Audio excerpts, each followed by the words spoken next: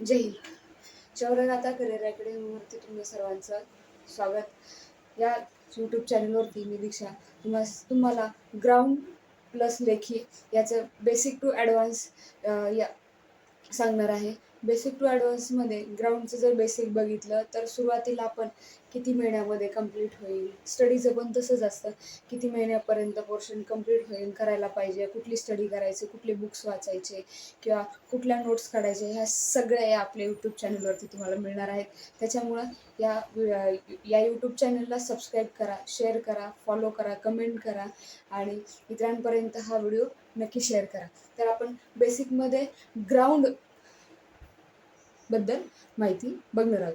जर मुलींच्या ग्राउंडबद्दल बघितलं तर 800 मीटर, 100 मीटर आणि गोळा. 800 मीटरचा विचार जर केला तर 800 मीटर 2 मिनिट 50 सेकंदामध्ये कसं कंप्लीट करायचं हा पहिला प्रश्न असतो. 100 मीटरचं तर त्याहून अधिक प्रश्न असतात की 100 मीटर हे कसं कंप्लीट करायचं, तर ते आपण या व्हिडिओमध्ये सांगणार आहोत. गोळ्याला तर 3 चान्स असतात. गोळ्याचं तर काय होऊन जातं. गोळ्याला कशी प्रॅक्टिस करायची, गोळा कसा टाकायचा, कसा आउट ऑफ घ्यायचा, कसा थ्रो करायचा, कसा पकडायचा आणि तो कसा थ्रो करून तो आउट ऑफच्या बाहेर फॉल न होता गेला पाहिजे, ह्या गोष्टी आपण या व्हिडिओमध्ये बघणार आहोत. नेक्स्ट व्हिडिओमध्ये आपण थोडेफार लेक्चर्सबद्दल बोलू, पण आता ग्राउंडबद्दल बेसिक टू ॲडव्हान्स. तर 800 मीटरसाठी आपल्याला काय करावं लागतं, डेली वेगवेगळे रुटीन असतात. जसं की सोमवार ते शनिवारपर्यंत वेगवेगळे रुटीन असतात. सोमवारी नॉर्मल 10 राऊंड 15 राऊंड मारले. 400चा ट्रॅक असेल, 400चाच असतो किंवा 300चा 500चा, काहींचा 800चा ट्रॅक असतो. तर त्याचे 10 राऊंड मारायचे. ते 10 राऊंड मारल्याच्या नंतरनं काय एक सोमवारी स्प्रिंटा मारायच्या, मंगळवारी लेग वर्कआउट, बुधवारी किंवा आठवड्यातून एकदा लाँग रूट, गुरुवारी पुशअप्स, सपाट्या किंवा पुलअप्स, ह्या सगळ्या गोष्टी आणि शुक्रवारी ॲप्स वर्कआउट. आठवड्यातून जर 2 टाईम ग्राउंड करत असाल तर हे दोन्ही वेळा रिपीट होतं. 1 टाईम ग्राउंड करत असाल सकाळी तर सोमवार ते शनिवारचं टाईम टेबल हे आपण स्वतःसुद्धा बनवायला पाहिजे. सोमवारी काय करायला पाहिजे, मंगळवारी काय करायला पाहिजे, बुधवारी काय करायला पाहिजे, गुरुवार, शुक्रवार, शनिवारी. जर रविवारी पण तुम्ही जर ग्राउंड करत असाल तर रविवारी मात्र डेमो हा कसल्याही परिस्थितीत झालाच पाहिजे. आता हे झालं 800चं बेसिक. सुरुवातीला जमत नाही पळायला वगैरे, तर हे थोडंच करा, जास्त करायची काही गरज नाही.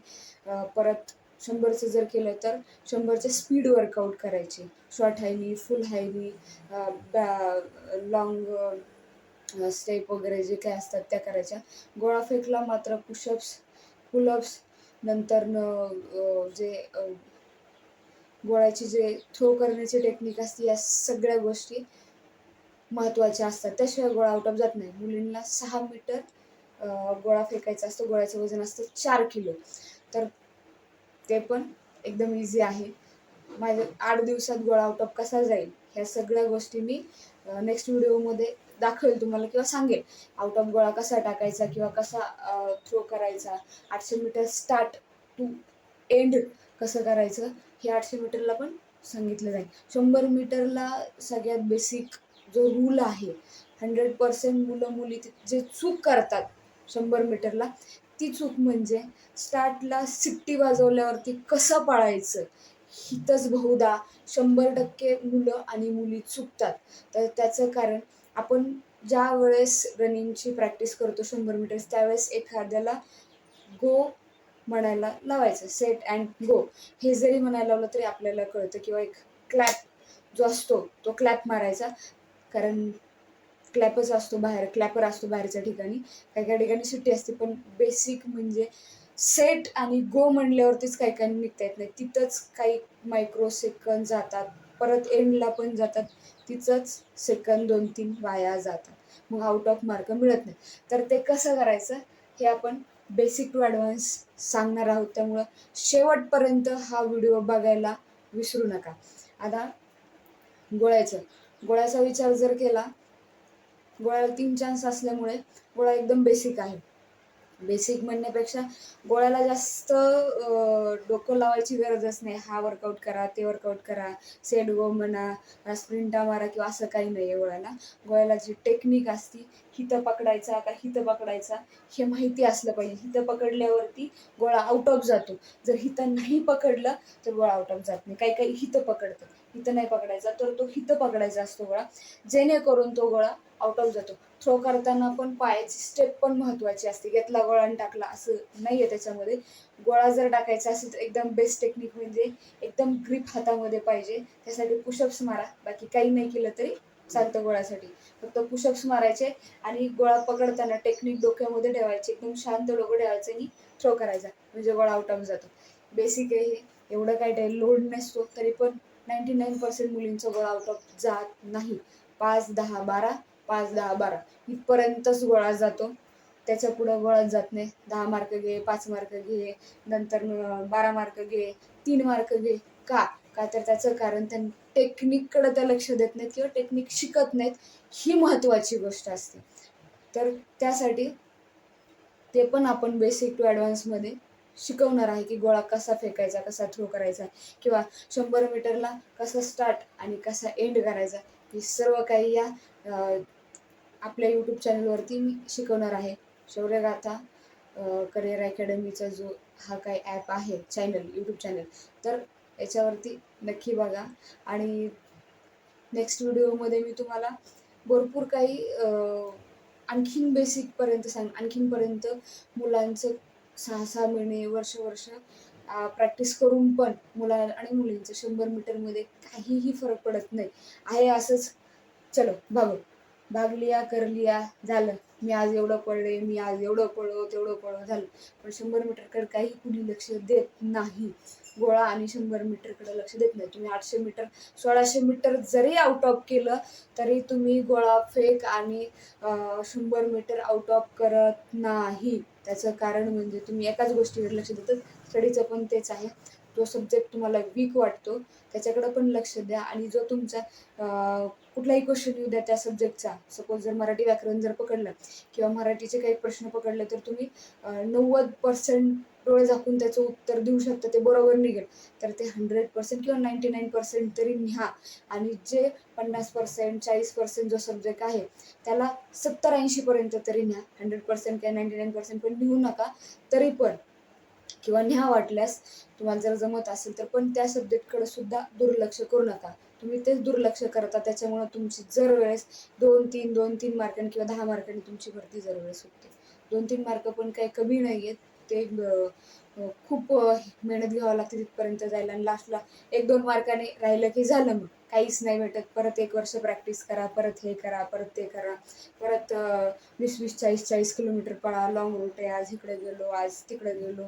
त्यापेक्षा बेसिक स्टडी पण पेपर तुमचा 90+ न्यायचा प्रयत्न करायचा. तो कसा करायचा, कशी स्टडी करायची, हे सगळं मी तुम्हाला आपल्या या यूट्यूब चॅनलवरती सांगणार आहे. तर तुम्ही ते बघा, सबस्क्राईब तर कराच, पाठवाच बिनधास्त. बघा, तुम्हाला एकदम बेसिकपेक्षा बेसिकमधून सुद्धा तुम्ही ॲडव्हान्समध्ये जाऊ शकता. एवढे खतरनाक ट्रिक्स वगैरे सगळ्या ग्राउंडचे सगळं बेसिकमध्ये मी शिकवणार आहे. आणि बेसिकमधनंच तुम्ही डायरेक्ट ॲडव्हान्समध्ये आपोआप जाणार, गॅरंटी देऊन सांगते. अशी स्टडी करा, चांगलं ग्राउंड करा. दुखत असतं रनिंग करताना, का दुखतं, कशासाठी दुखतं, त्यासाठी काय केलं पाहिजे, पाय दुखत असतील तर त्यासाठी टॅबलेट घ्याव्या की नाही घ्याव्या, काय करा, नॉर्मल आहे हे दुखतं. रनिंग स्टार्ट केल्या जर विचार केला तर 1 महिना ते 15 दिवस पाय दुखतात. नंतर सवय लागून जाते. एकदा का सवय लागून गेली ना, परत रनिंग नाही केली की परत पाय दुखतात आणखी. त्यापेक्षा 1 महिना थोडंसं सहन करायचं, त्याच्यानंतर मग रनिंग स्टार्ट करायची. आणखीन थोडी करायची. आज थोडं पळालो, उद्या त्यापेक्षा थोडं जास्त. आज 1 किलोमीटर पळालो, उद्या 1.5 किलोमीटर, परवा 2, त्याच्यानंतर 2.5-3. सवय लागली की एका महिन्यामध्ये पूर्णतः रुटीन बसून जाते. त्याच्यामुळे लोड नाही घ्यायचा जास्त. आणि एकदम फ्रेश माइंड, एकदम शांतपणे सगळं ॲक्युरेट ग्राउंड प्लस लेखी या सगळ्या गोष्टींचा विचार करायचा. भरती फर्स्ट भरती येते. 1 वर्ष घालवायचं. भरतीसाठी 1 वर्ष प्रॅक्टिस करणं म्हणजे सोपी गोष्ट नसती. 1 वर्ष पूर्ण प्रॅक्टिस करायची आणि तुम्ही अर्ध्या तासाचा पण खेळ नसतो तो. अर्ध्या तासात आपलं भविष्य कळतं. अर्ध्या तासात आपल्याला सगळं काही कळून जातं. म्हणजे अर्ध्या तासात तुम्ही ग्राउंडवरती 47 मार्क घेते. अरे मी 47 मार्क घेत होतो आणि आज मला चक्क 40 मार्क आले. मग 7 मार्क कुठे गेले?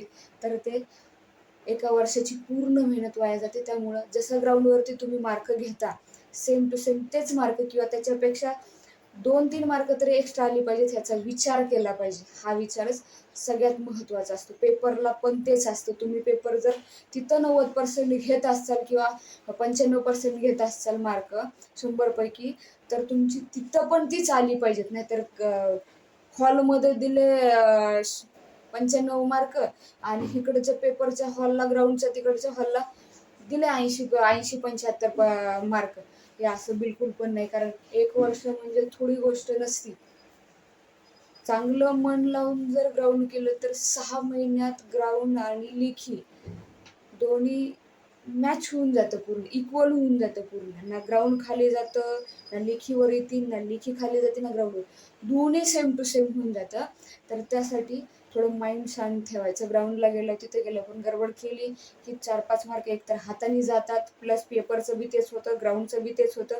परत रिटर्न यायचं, परत 1 वर्ष प्रॅक्टिस करायची, परत बी 2-3 मार्क घालवायचे, म्हणजे 4-5 वर्ष हेच करत बसायचं. तर हे नाही आपल्याला करायचं. त्याच्यामुळं या YouTube चॅनलवरती मी तुम्हाला एकदम बेसिकपासून ते ॲडव्हान्सपर्यंत सगळं काही सांगणार. ग्राउंडला गेल्यावरती तिथं काय चुका नाही करायच्या, ह्या सगळं काही सांगितलं जाईल. पेपर आणि ग्राउंडला दोन्हीला पण काही चुका करायच्या नाही ह्या सांगितल्या जातील. त्याच्यामुळं हा व्हिडिओ नक्की बघा शेवटपर्यंत. जय हिंद, जय महाराष्ट्र.